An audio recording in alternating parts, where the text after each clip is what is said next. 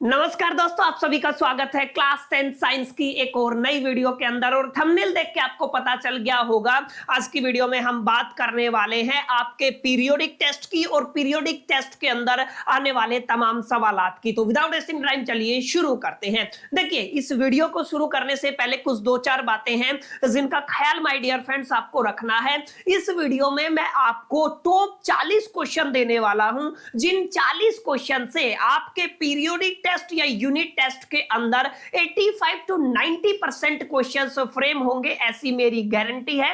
तो आप लोग मेक श्योर करके एक तो इस वीडियो को आखिरी तक जरूर देखिएगा। इसके अलावा कुछ बातें हैं जिनका ख्याल आपको रखना है।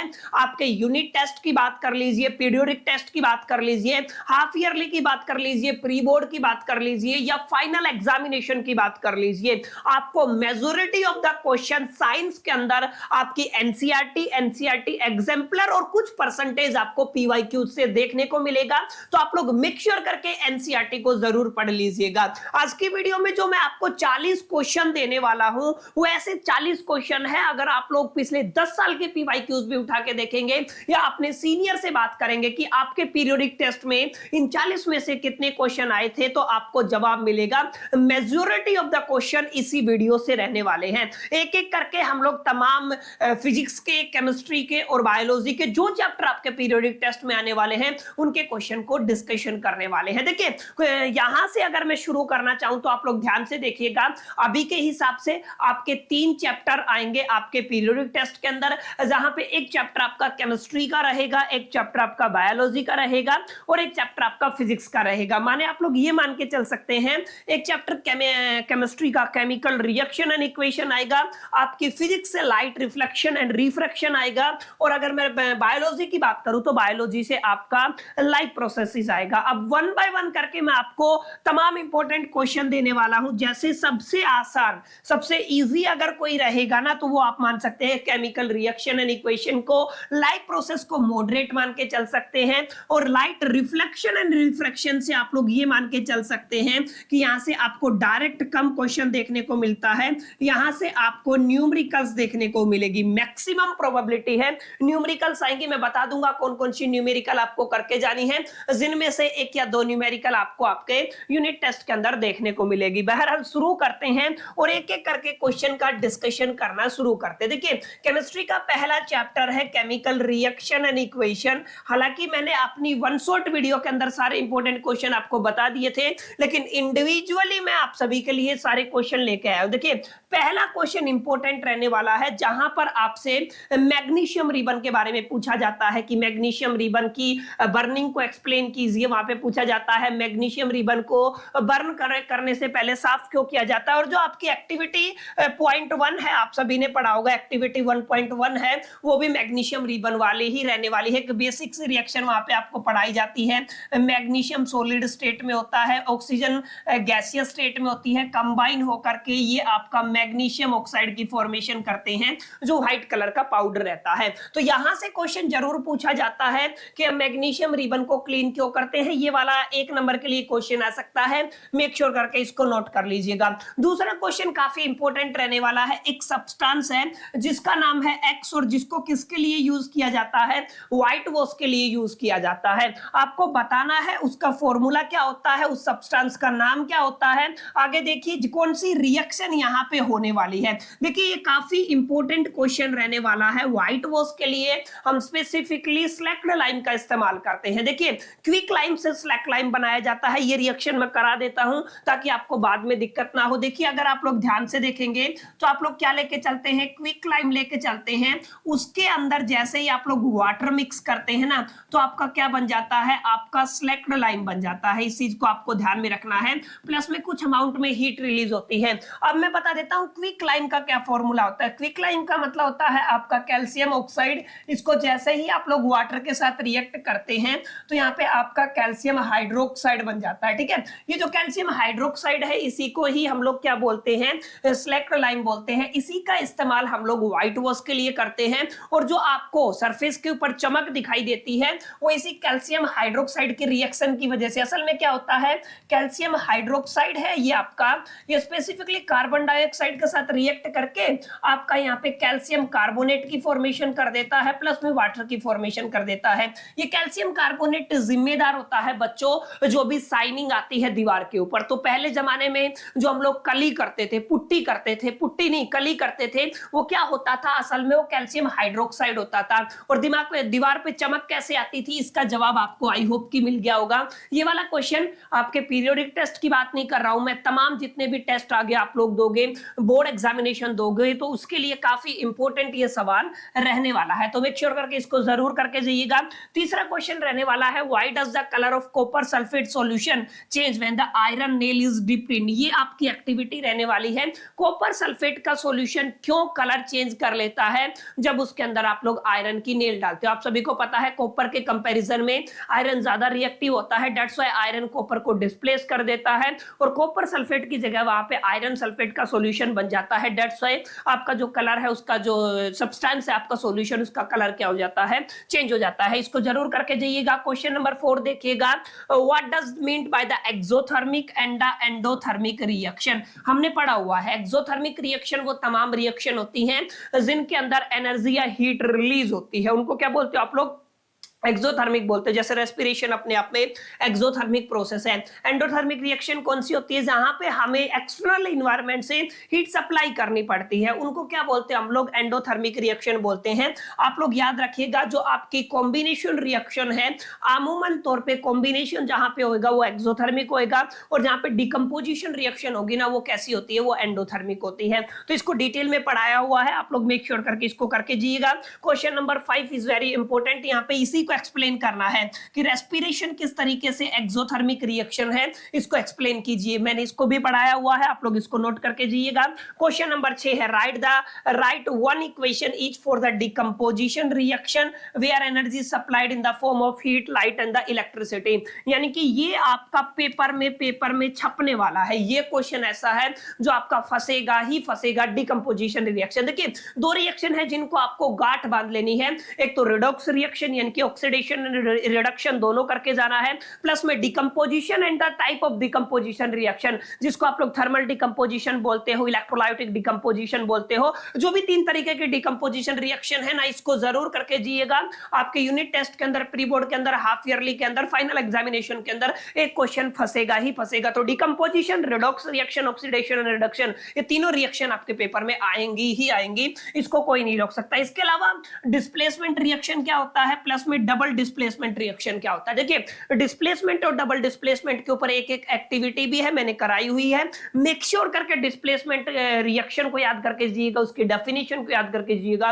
और डबल डिस्प्लेसमेंट से भी आपका क्वेश्चन आता है।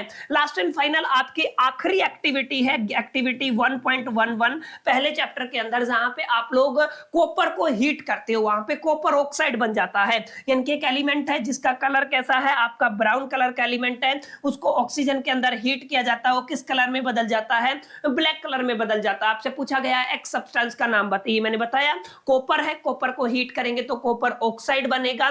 याद रखिएगा कॉपर ऑक्साइड का कलर कैसा रहता है, ब्लैक रहता है। ये कहां पे मेंशन किया हुआ है, आपकी आखिरी एक्टिविटी है एक्टिविटी 1.11 जहां पे ये क्वेश्चन एक्सप्लेन किया गया है। तो माय डियर फ्रेंड्स 8 सवाल तो ये हो गए जो बहुत आसान है। इनके अंदर से मैंने बता दिया 100% कौन सा क्वेश्चन फंसेगा, इस चीज को आप लोग जरूर ख्याल में रखिएगा। इसके अलावा ये 3 क्वेश्चन वेरी वेरी इंपॉर्टेंट है, याद रखिएगा ये 3 क्वेश्चन वेरी वेरी इंपॉर्टेंट है, क्योंकि या तो इन 8 क्वेश्चन से एक क्वेश्चन आपको देखने को मिलेगा या फिर एक क्वेश्चन आपको इनमें से देखने को मिलेगा जहां पे आपको पूछा जाएगा आपको केमिकल रिएक्शन को बैलेंस करना है, केवल बैलेंस करना आना चाहिए। क्लियर है, जैसे यहाँ पे आपका बैलेंसिंग पूछा गया है, तो आप लोग मेक श्योर करके मेरी 1 शॉर्ट वीडियो जरूर देखिएगा। या स्पेशल बैलेंसिंग के ऊपर मैंने ट्रिक बनाई हुई है, वो वाली वीडियो जरूर देख लीजिएगा, वहां पे मैंने इसको प्रॉपर तरीके से एक्सप्लेन किया हुआ है। क्लियर, तो यहाँ पे ये एनसीईआरटी के क्वेश्चन है, यहाँ पे तीनों क्वेश्चन को आपको बना के जाना है, बहुत ज्यादा इंपॉर्टेंट है।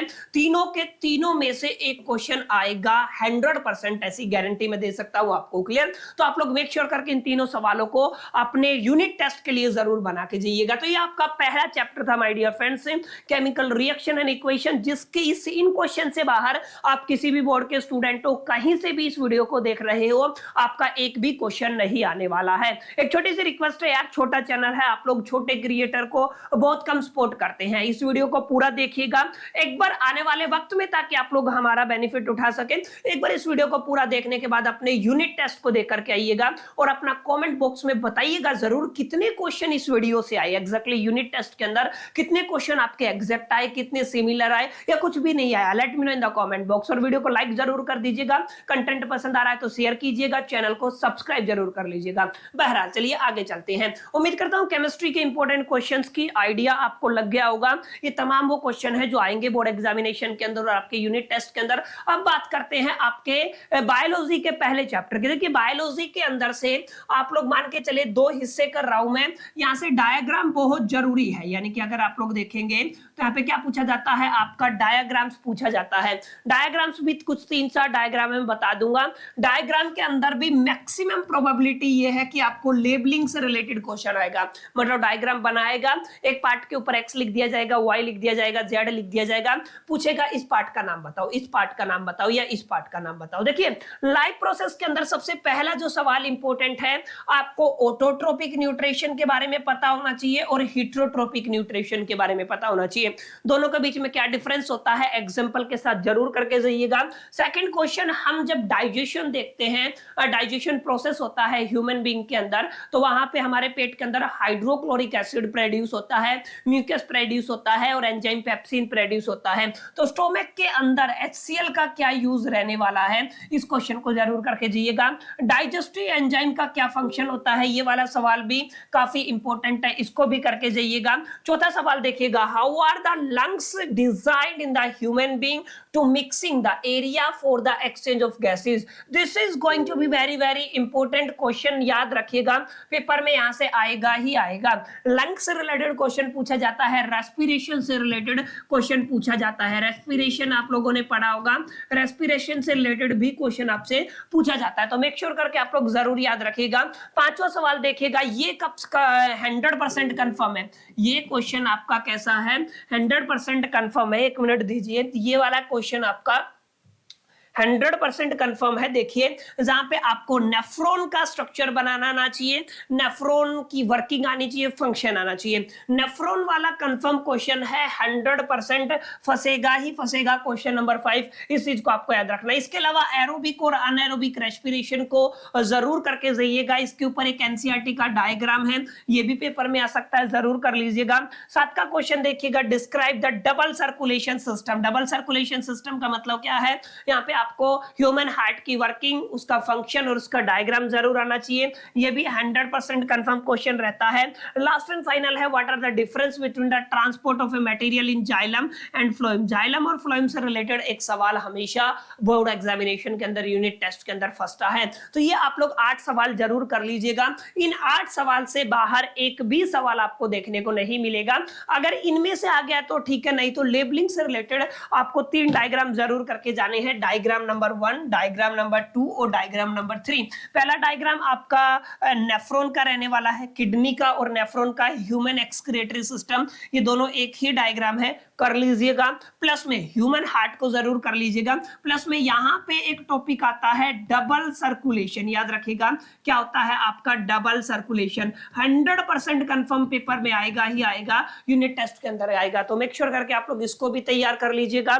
इसके अलावा आप लोग जरूर रेस्पिरेटरी सिस्टम को करके जाइएगा और एक छोटा सा डायग्राम आपका स्टोमेटा का रहता है, इसको भी जरूर कर लीजिएगा। 5 डायग्राम मैंने आपको बताए हैं, इनको बनाने की टेक्निक, बनाने की तो मैं खैर आपको इतनी रिकमेंड नहीं करूंगा, आपको पार्ट्स के नाम होने चाहिए कि अगर आप लोग लेवलिंग से रिलेटेड क्वेश्चन आ जाए तो आप लोग उसको इजीली टैकल कर पाए। हाँ, पेपर के अंदर मैं बात कर रहा हूं, ये 100% कंफर्म है, याद रखिएगा, ये वाला और 100% कंफर्म है ये वाला, इन दोनों से एक क्वेश्चन फंसेगा ही फंसेगा, इस चीज को आपको याद रखना। तो बायोलॉजी का पहला चैप्टर है ये लाइफ प्रोसेसेस, और लाइफ प्रोसेसेस से केवल और केवल 8 सवाल बनते हैं। इन 8 सवाल को एक बार जरूर देख लीजिएगा, कैसे इनके आंसर को लिखना है, कैसे एक्सप्लेनेशन देनी है। इनसे बाहर हर यूनिट टेस्ट के अंदर आपको कुछ भी देखने को नहीं मिलेगा। फाइनली बात करते हैं आपकी फिजिक्स की। देखिए सबसे ज्यादा अगर आपको कहीं पे मेहनत करना पड़ेगा ना तो फिजिक्स के अंदर करना पड़ेगा। देखिए फिजिक्स के अंदर ये चैप्टर वैसे ही बहुत ज्यादा लेंथी भी है, डिफिकल्ट भी है और न्यूमेरिकल से भरा हुआ है। तो मेरा मानना ऐसा है, अकॉर्डिंग टू माय पास्ट 5 और 6 ईयर एक्सपीरियंस, आप लोग ये कंसीडर कर सकते हैं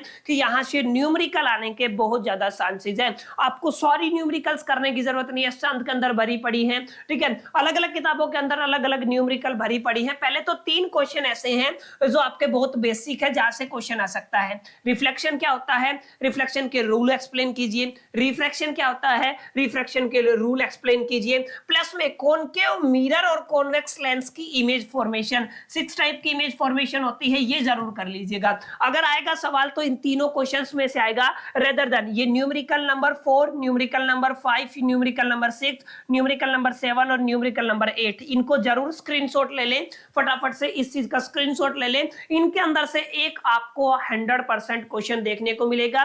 यहीं पे खत्म नहीं होता है, मैं साइड हूं, आप लोग फटाफट से स्क्रीनशॉट ले लीजिए। इसके अलावा कुछ और न्यूमेरिकल्स मैं आपको देने वाला हूं, ये आपके न्यूमेरिकल नंबर 8, 10, 11, 12, 13, 14 और 15, इनका भी स्क्रीनशॉट ले लीजिए। हालांकि ये सारी आपकी एनसीईआरटी के अंदर से चुन चुन के निकाली हुई न्यूमेरिकल्स हैं, जहां से क्वेश्चन आपको आपके यूनिट टेस्ट के अंदर देखने को मिलेगा।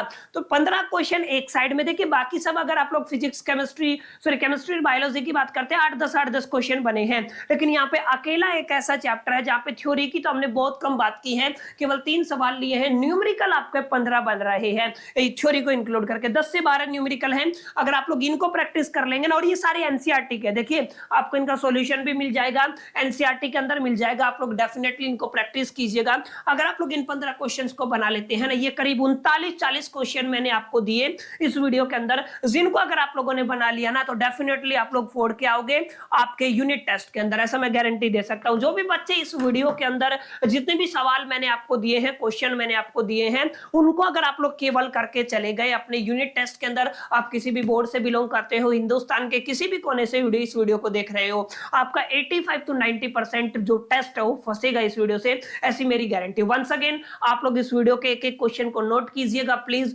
पेपर में इसकी तैयारी करके जाइएगा और कमेंट बॉक्स में बताइएगा एग्जैक्टली कितने क्वेश्चन इस वीडियो से आए। बहरहाल इस वीडियो में इतना ही, चलिए मिलते हैं नेक्स्ट वीडियो में, जब तक के लिए मैं कीप लर्निंग।